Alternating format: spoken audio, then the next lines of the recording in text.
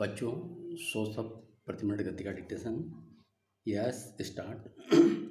मुख्यमंत्रियों ने देश में राष्ट्रीय मानवाधिकार आयोग गठित करने के केंद्र सरकार के प्रस्ताव का सिद्धांत रूप से अनुमोदन कर दिया और प्रस्तावित आयोग के गठन संबंधी कानून का मसौदा तैयार करने तथा उसके विस्तार करने तथा उसके विस्तार में जाने के लिए संबंधित केंद्रीय मंत्रियों और 5 मुख्यमंत्रियों की एक कमेटी बनाने का फैसला किया है, जो अक्टूबर के अंत तक अपना प्रतिवेदन सरकार को प्रस्तुत करेगी।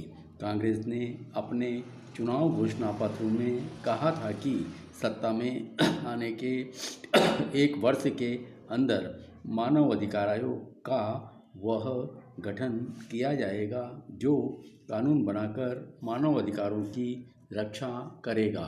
यह आयोग मानव अधिकारों के हनन की शिकायतों की जांच करेगा और शिकायतों का निपटारा करेगा, खासतौर से विभिन्न वर्गों और श्रेणियों के लोगों के मानव अधिकारों को संरक्षण प्रदान करेगा।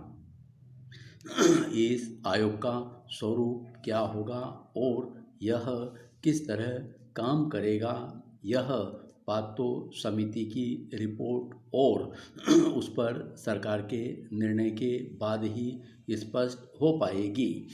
लेकिन इतना सुनिश्चित है कि इस तरह के आयोग के गठन के लिए कानून बनाना होगा। उसी के तहत आयोग को किसी मामले की जांच करने या उसका निपटारा करने का अधिकार प्राप्त हो सकता है। मानव अधिकारों का आज जो हनन हो रहा है वह 2 तरफा है। एक और सरकारी मशीनरी के खिलाफ भी शिकायतें आती हैं और दूसरी तरफ कुछ गुट या वर्ग विशेष दूसरे वर्गों पर अपने निहित स्वार्थों के लिए अत्याचार करते हैं। प्रस्तावित आयोग जब इन दोनों पक्षों पर कार्रवाई करेगा तभी इसकी सार्थकता सिद्ध होगी। मुख्यमंत्रियों के सम्मेलन को संबोधित करते हुए प्रधानमंत्री ने एक महत्वपूर्ण बात कही है कि मानवाधिकार केवल आतंक फैलाने वाले और अलगाववाद को बढ़ावा देने वालों की ही बपौती नहीं है, बल्कि उन लोगों के अधिकारों की रक्षा भी महत्वपूर्ण है जो हिम्मत के साथ अपनी जान जोखिम में डालकर अलगाववादियों और आतंककारियों से आम जनता के अधिकारों की रक्षा के काम में लगे हैं। गृह मंत्री ने भी प्रस्तावित आयोग के कामकाज के संबंध में कुछ गंभीर मुद्दे उठाए हैं। प्रस्तावित समिति निसंदेह इन प्रश्नों पर भी विचार करेगी और ऐसे सुझाव देगी जिससे आयोग एक कारगर संस्था बन सके और मानव अधिकारों की सुरक्षा हो सके। बैठक में मुख्यमंत्रियों ने प्रस्तावित आयोग के संबंध में अपने विचार रखे। मानव अधिकारों की सुरक्षा के लिए गठित करने के प्रश्न पर कोई मतभेद हो ही नहीं सकता। केवल उसके कामकाज के तरीके और उसके अधिकारों के संबंध में अलग अलग राय हो सकती है।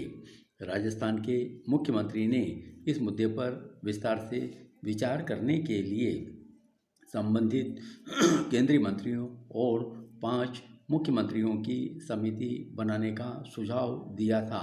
इसके साथ ही उन्होंने एक महत्वपूर्ण सुझाव और दिया है कि प्रस्तावित आयोग के समक्ष उन सभी मामलों को प्रस्तुत किया जाना चाहिए जिनमें मानव अधिकारों का हनन हुआ हो, चाहे वह किसी व्यक्ति विशेष द्वारा किया जाता हो या आतंककारियों द्वारा।